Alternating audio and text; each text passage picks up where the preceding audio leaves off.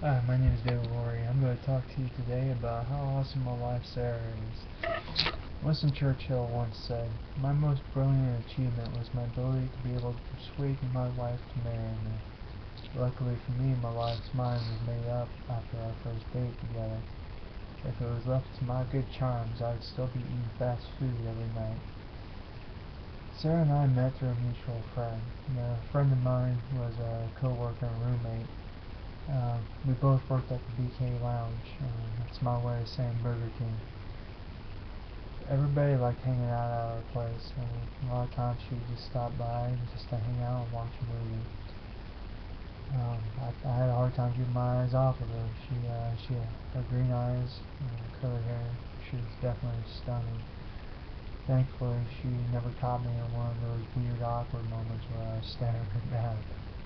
Um, Little did I know she actually liked me also. She thought I had a kind of a quirky sense of humor and gentleman-like charm, so, and all that other good stuff. Before I go any further, just in case you haven't picked up on it yet, I'm a little bit of what you would call awkward. And back when I was younger, I was a lot more awkward.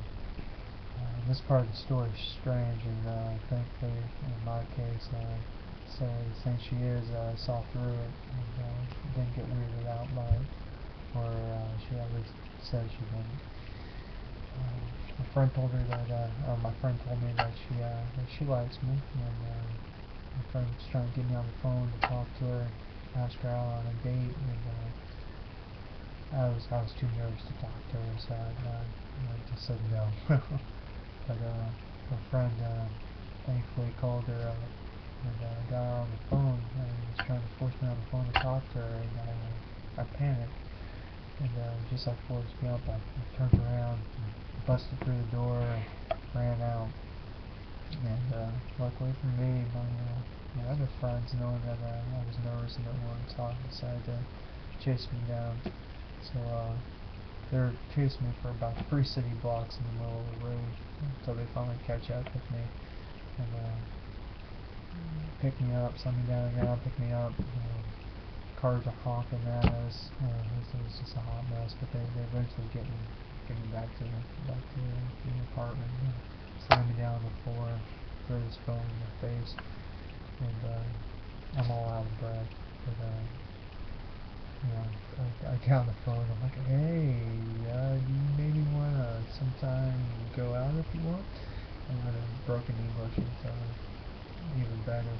But her response was sure if you really want to. But just it was just strange. Because what kind of woman says yes to that? But thankfully she did. We started dating that summer, and I swear it was the greatest feeling I've ever had in my life at that point. I never had to try to be someone else around her, and she accepted the fact that I was different. We were two peas in a pod. We could finish each other's sentences. The most important thing was that we were both comfortable with ourselves. We never had to do anything just for the sake of doing it. We could just sit down and be happy and content with each other. With that being said, I was happy with her, but I was miserable in other aspects of my life. I'm not going to go into detail and everything here, but professionally, I was a mess. I quit working at Burger King. I hated working there, but the thing is, I didn't even call and tell them that I quit. I just didn't show up one day. I was too scared to talk to people on the phone because I was scared of what they might say and how I'd have to respond back. It doesn't sound very professional, but that's what I did. I got a job at Walmart pushing carts. I actually enjoyed that job. I liked being outside and getting to walk around. But I got a third job that paid better, so instead of calling Walmart and telling them that I quit, again, I just didn't show up and avoid the conversation I have to have. The third job, I probably should have been fired within the first day, but they gave me a shot and gave me about 2 weeks, and it just didn't work out, and they ended up having to fire me. And so in the span of 3 months, I quit 2 jobs and gotten fired from one. Car had broken down. I had no phone, no money, no job. I was donating plasma twice a week just to get food. In the past, the type of person I was, I probably would have just rolled over and the world continued to kick me. And I definitely had it coming. I was an immature little boy that had a hard time realizing the bad choices led to bad circumstances. I didn't want Sarah to know me as some loser. I cared about what she thought about me. For the first time in years, I was sick of my own mediocrity. So Sarah kind of became my patron saint, self-worth and betterment. I did what a lot of people do when they need guidance and structure. I enlisted in the Air Force. Now that I'm older, I realize how much I was asking of Sarah. Here I am, or not here I am. I'm a man. If you guys haven't figured that out yet, but here I am asking a 17-year-old woman, which had just gotten to know me over the last 2 months, to wait for me. That I was leaving, and I had no idea when I was going to be back, and where I was going after that. She took in such a calm stride. She had put her trust in me, something to this day I greatly value. Air Force basic training is supposed to be the easiest of all the services. I definitely want to argue that point. I went in thinking it was going to be a cakewalk. And honestly, it was the single hardest thing that I went through at that point in my life. The screaming, the yelling, being able to smoke and drink, being told what to do, how to do it, when to do it. I was used to doing my own thing, and I was used to, when I didn't like doing something, I could just walk away from it, which is definitely something that you can't do in the military. It was hard times for me, and the only thing that got me through it was Sarah. She literally wrote me a letter every day. You'd be amazed by the power of a letter.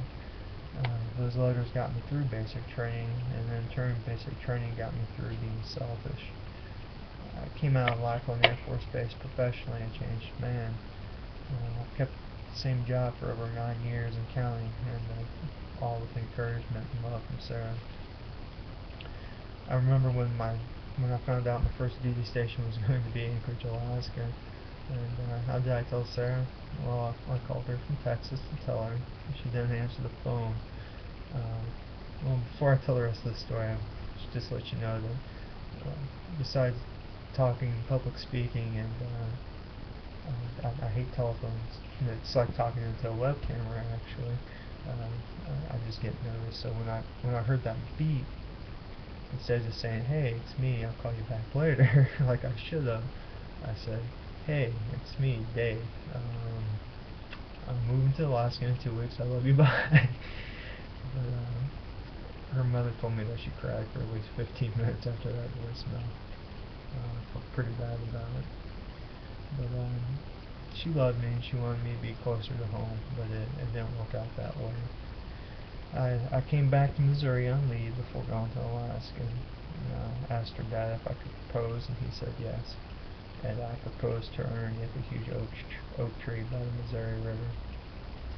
Just like before, she had put her trust in me, a man she'd only known for a year, and half of that year I was away. I told her I'd come back and marry her if she believed me, and I did.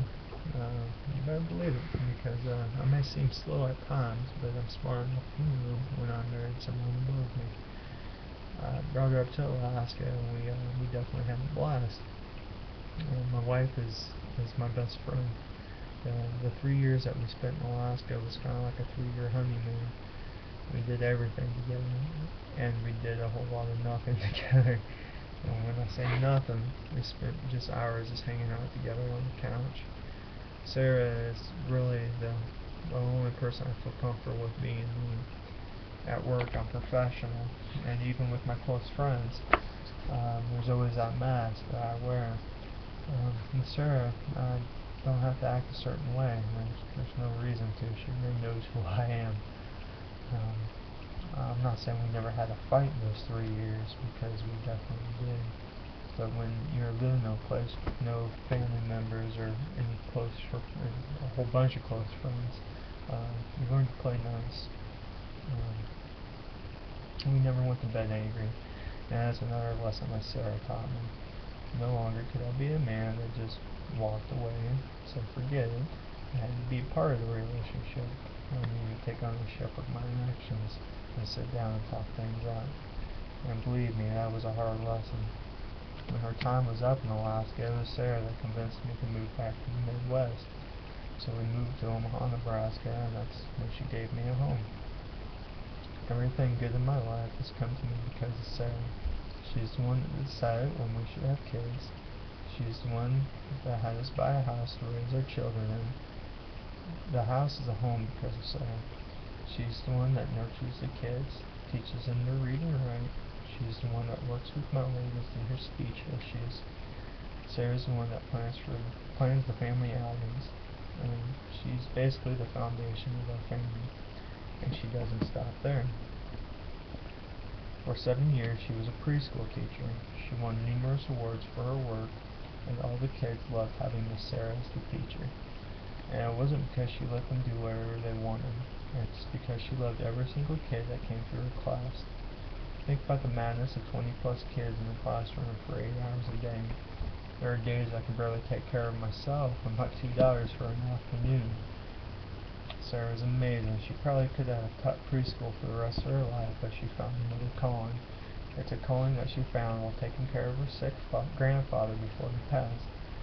She found she wanted to take care of the sick and elderly, so she has gone back to school. She became a CNA, and while working at a retirement center is still taking classes to become a registered nurse. She's smart, hardworking, and drop-dead gorgeous. Sarah means everything to me. She's my home, my better half. People look at me and think I'm the luckiest man in the world, and they are 100% correct. She is a saint. She gives everything and asks for nothing in return. She doesn't even realize the profound effect that she's had on my life, my girls' life, and all her family and friends. Her self-sacrifice is motivation for me to be a better person, to try harder, and to care. Thank you.